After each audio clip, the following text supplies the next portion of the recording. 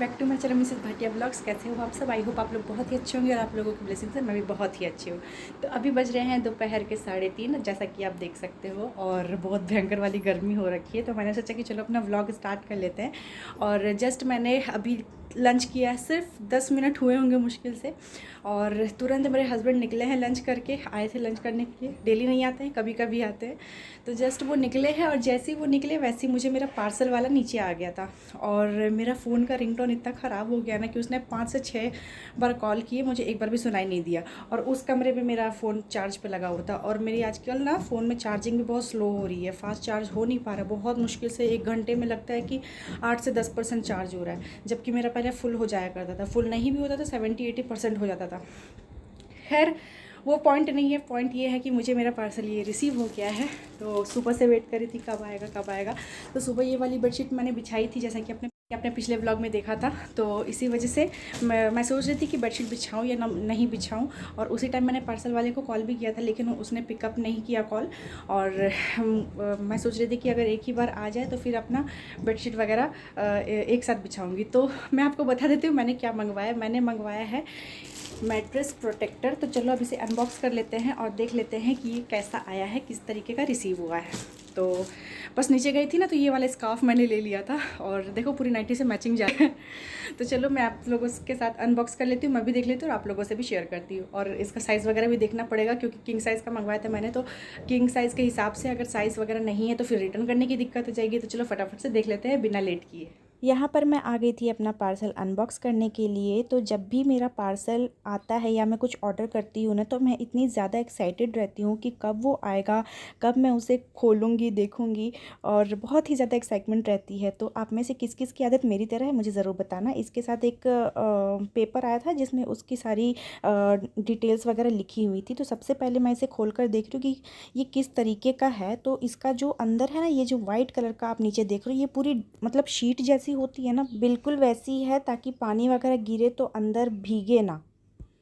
तो मेरी excitement level इतनी बढ़ गई है ना कि मैं अब सोच रही हूँ कि बिछा ही लूँ, और फिर से मुझे बेडशीट हटानी पड़ेगी यार। सुबह क्या, मैंने थोड़ी देर पहले मतलब 2-3 घंटे पहले ही बिछाया था, फिर से मुझे हटाना पड़ेगा। अभी ये वाला मैट्रेस में ना बहुत ज़्यादा मुझे दिक्कत हो जा रही है बेडशीट वगैरह बिछाने में, क्योंकि बहुत ज़्यादा हैवी है और चारों तरफ से दबाने में ना बहुत दिक्कत होती है। अभी फिर से मुझे इसे हटाना पड़ेगा और मैट्रेस प्रोटेक्टर लगा कर तो देखना ही पड़ेगा ना, क्योंकि एक्साइटमेंट जो इतनी हो रही है। और साइज़ वगैरह भी देख लेते हैं। तो पार्सल आने से पहले मैं सोच रही थी ना कि अगर आज आ भी जाएगा तो आज नहीं बिछाऊंगी, कल बिछाऊंगी, कल उसे लगा कर देखूंगी, क्योंकि कौन डबल से इतनी मेहनत करे। पहले एक बार बेडशीट मैंने सुबह बिछाई, फिर अभी हटा रही हूँ, फिर से मुझे वापस बिछाना होगा। तो लेकिन रहा ही नहीं गया। मैंने सोचा कि चलो फटाफट से लगा कर भी साइजेस वगैरह देखनी ज़रूरी है। अभी आप मेरे मैट्रेस का कॉम्बिनेशन देख सकते हो, colour combination white and grey में है, और इसी के अकॉर्डिंग मैंने ग्रे कलर का ही मैट्रेस प्रोटेक्टर मंगवाया हुआ है अपना, ठीक है। और लेकिन ये थोड़ी सी लाइट ग्रे मुझे रिसीव हुई है, और मैट्रेस का कलर आप देख सकते हो डार्क ग्रे है, और ऊपर वाइट है ना, उसके वजह से उसे प्रोटेक्ट करने की बहुत ज़्यादा ज़रूरत है। बाई चांस कभी कुछ खाते पीते गिर जाए, चाय वगैरह ही कुछ ऐसी चीज़ होती है ना कि गिर जाएगी तो वाइट पे वो दाग फिर कभी जाएगा नहीं। और वो चीज़ें ऐसी नहीं होती जिसे आप धो सकते हो डेली बेसिस पे, फिर साफ़ करो तो फिर अलग ही अंदर का जो फॉर्म वगैरह है वो डैमेज होने का डर रहता है। तो यहाँ पे मैट्रेस मेरा बहुत ही ज़्यादा हैवी हो गया था, बहुत मशक्क़त तो करनी आप पड़ी मुझे। इसका फैब्रिक देख सकते हो, ये कुछ इस तरीके का है। और इधर रबड़ के लिए दिया गया है ताकि फिटेड, मतलब मैट्रेस में पूरा फिट बैठ जाए। ये पूरा वाटरप्रूफ है पूरा। इसके अंदर एक लेयर लगी हुई है वाइट कलर की, जो मैंने आपको दिखाया। बहुत ही सही बैठ गया है इसका फिटिंग, आप देख सकते हो। पूरा किंग साइज़ मैंने ऑर्डर किया था और बहुत अच्छे तरीके से बैठा है। ऐसा नहीं है कि कहीं से छोटी हो जा रही है, पूरे मैट्रेस को इसने कवर कर लिया है, पूरे मैट्रेस को। कहीं से धूल धक्कड़ जाने की गुंजाइश नहीं है। आप देख सकते हो कितना प्यारा लग रहा है। और मैंने ग्रे कलर का ऑर्डर किया था, क्योंकि मेरा मैट्रेस ग्रे कलर का था, तो इसलिए मैंने ग्रे कलर का ऑर्डर भी किया था। तो फाइनली अब मैंने इसे चढ़ा दिया है, और ऊपर से मेरा मैट्रेस वाइट है, अंदर से ग्रे है। तो लेकिन ये ना एग्जैक्ट ग्रे नहीं आया है, ये लाइट ग्रे में आया है। और मेरा मैट्रेस जो अंदर से कलर है ना, उसका डार्क ग्रे कलर है। खैर कलर से मुझे कोई ऑब्जेक्शन नहीं है, बहुत ही प्यारा और अच्छा लग रहा है। ये भी बहुत डिसेंट सा कलर है और वाटर प्रूफ है। स्पेशली बाई चांस कभी हम लोग कुछ भी बैठकर अगर हम लोग खा रहे हैं या फिर लिक्विड चीज़ें कुछ पी रहे हैं तो अगर इस पर गिर भी जाएगा ना तो सिर्फ बेडशीट ख़राब होगी, मैट्रेस कुछ नहीं होगा। और वाइट मैट्रेस को तो आपको पता ही है कितना मेंटेन करके रखना पड़ता है। मैं तो ये जो पुराना वाला मैट्रेस है, देखो ये वाला कवर भी मैंने ऑनलाइन मंगवाया था, तो ये कॉटन का है, ये वाटर प्रूफ नहीं, ये प्योर कॉटन है। तो ये इसलिए था कि बस डस्ट वगैरह से बचाना रहेगा। वैसे भी घर में कौन सा मतलब बच्चे खेल रहे हैं कि हाँ भाई दूध पानी ये सारा कुछ गिरा देंगे, तो ये सारी चीज़ें नहीं थी, तो फिर इसलिए मैंने कॉटन वाला मंगवा लिए थे। लेकिन अब ये वाला जो मैट्रेस है ना, ये जितना एक्सपेंसिव है उससे कहीं ज़्यादा अब लगता है कि हाँ भाई पैसे लगे हैं, तो फिर इसे जितना हम लोग मेंटेन करके रखेंगे वो लॉन्ग लाइफ चलेगी भी। तो इसीलिए मैंने इस प्रोटेक्टर को मंगवाया है और ये धूल डस्ट सारी चीज़ों से बचाएगी, प्लस वाटर प्रूफ है। मैं आप लोगों को ये वाला दिखा देती हूँ इसमें क्या क्या लिखा है। देखो इसमें 100% वाटर प्रूफ है, स्किन फ्रेंडली है, ब्रेथेबल है, डस्ट प्रूफ है, एंटी माइटिस है, यानी कि इसमें ना कोई कीट मकोड़े भी जल्दी चढ़ेंगे नहीं, जैसा इसका फैब्रिक है, ठीक है। और ये 100% वाटर प्रूफ है। आप चाहें कुछ भी अगर लिक्विड चीज़ें हैं, बाई चांस कल को बेबी वगैरह हो तो फिर होता है ना कि बच्चे सूसू वगैरह कर दें, तो फिर ये सारी चीज़ें वो नहीं होगी। अलग से ड्राई शीट बिछाने की ज़रूरत नहीं पड़ेगी। हाँ, बेडशीट को बचाना है तो ड्राई शीट आप बिछा सकते हो, या फिर अगर बेडशीट नहीं भी बिछी है तो भी आपका मैट्रेस गंदा नहीं होगा। तो ये मुझे बहुत रीज़नेबल प्राइस में लगा। और देखो क्या लिखा हुआ मैं बताती हूँ। मशीन वॉश इसे कर सकते हैं, बट इसे ब्लीच वगैरह नहीं करना। Do not bleach, wash dark colour separately. तो इसको ना सिर्फ सिंगल ही, इसके साथ और कोई कपड़े मिक्स करके नहीं वॉश करने हैं। डू नॉट ब्लीच है, टम्बल ड्राई, नो हीट, इस पर कुछ आयरन वगैरह आप ना करें। फिर इसे जैसे धोकर निचोड़ना भी नहीं है, और जैसे हाथों से कपड़े हम लोग निचोड़ते हैं ना पूरा मरोड़ के, वैसा नहीं करना है। फिर डू नॉट आयरन, इस पर आयरन वगैरह भी नहीं करनी, क्योंकि जो इसका अंदर का फैब्रिक है ना वो थोड़ा सा ना जैसे शीट होती है ना कोई ड्राई शीट में जो लगी रहती है अंदर से, तो बस वही वाली शीट लगी हुई है, तो इसी वजह से ये वाटर प्रूफ है। और सबसे इजी है कि मशीन में आप इसे वॉश कर सकते हो। 72x78 किंग साइज़ का है, जैसे कि मेरा बेड भी है 6 बाय 6.5, तो उसी साइज़ के हिसाब से है। तो भाई, और ये है इसका ब्रांड, आप देख सकते हो, ला वेर्ने, बहुत अच्छा आया है इसका। आप इसके आप ऐड वगैरह भी देख सकते हो सोशल मीडिया पे, सोशल साइट्स पे। तो फिर बस ये सारी चीज़ें हैं। अब चलो फटाफट से बेडशीट वापस से बिछाते हैं और बेड के लुक को कंप्लीट करते हैं। अब जाके मेरा बेड फाइनली कंप्लीट हुआ है। जब बेड खरीद के लाए, बेड आ गया था तो फिर मैट्रेस का इंतज़ार था कि कब मैट्रेस आएगा, मैट्रेस आएगा। अब मैट्रेस आया तो फिर मैट्रेस प्रोटेक्टर का इंतज़ार था, कब प्रोटेक्टर आएगा।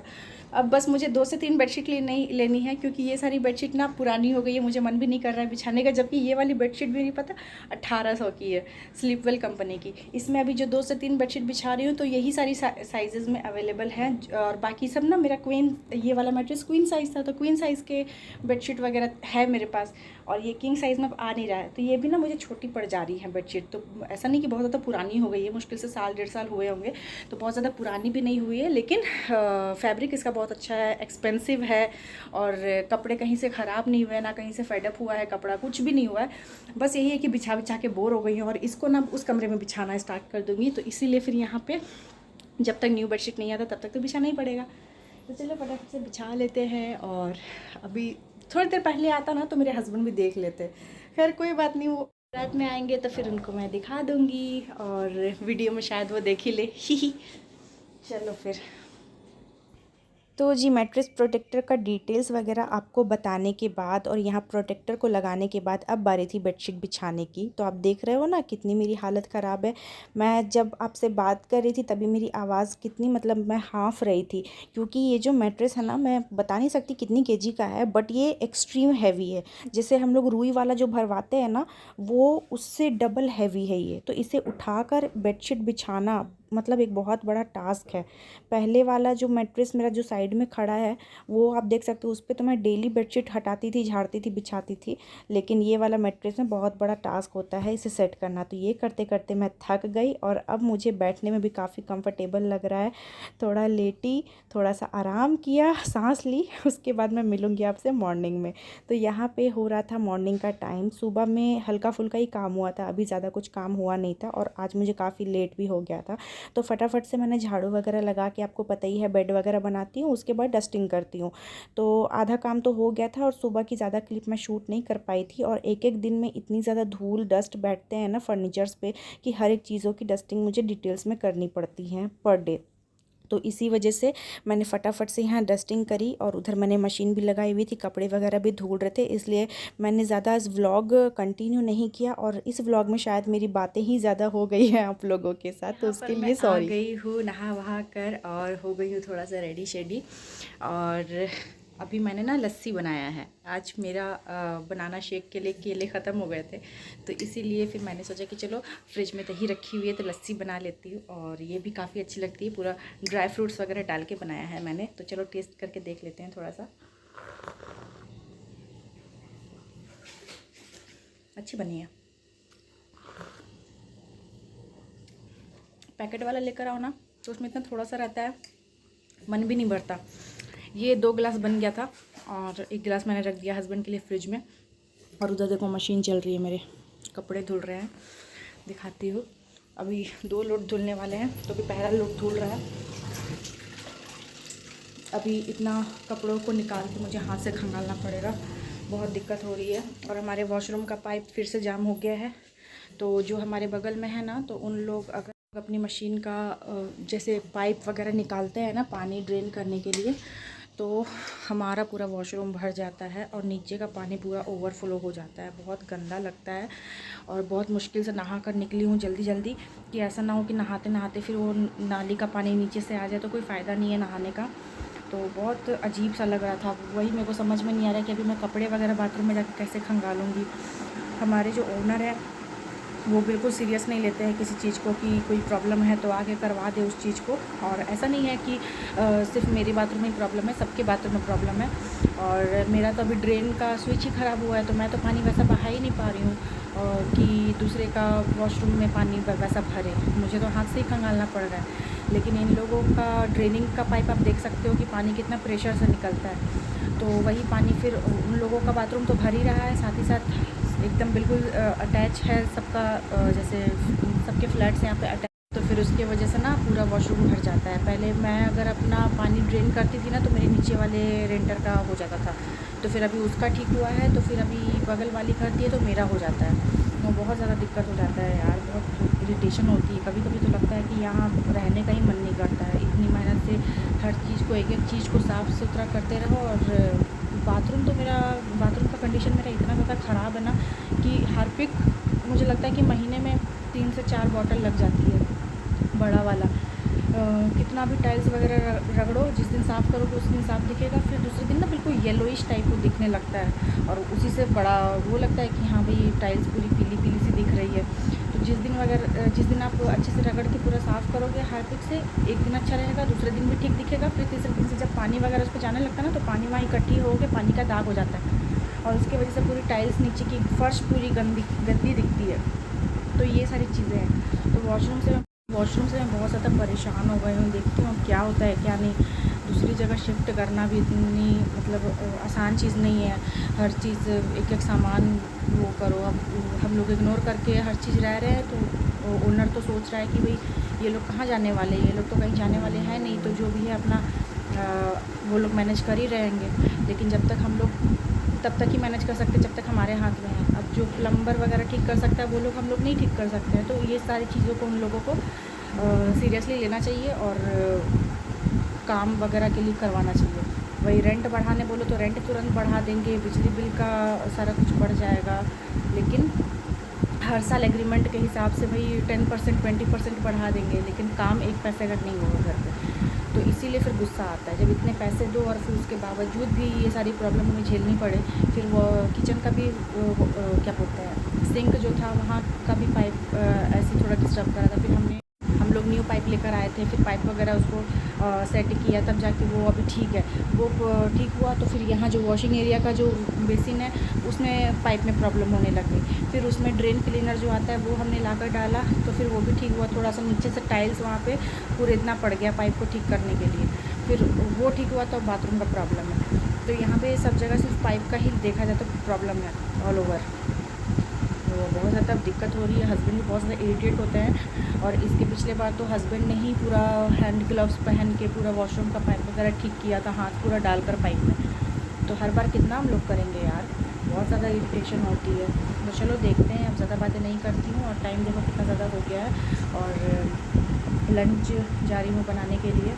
दाल चावल मेरे हो गए हैं, और देखती हूँ भुजिया वगैरह साथ में कुछ बना लूँगी, और जा रही हूँ अपना लस्सी पहले पी लूँगी।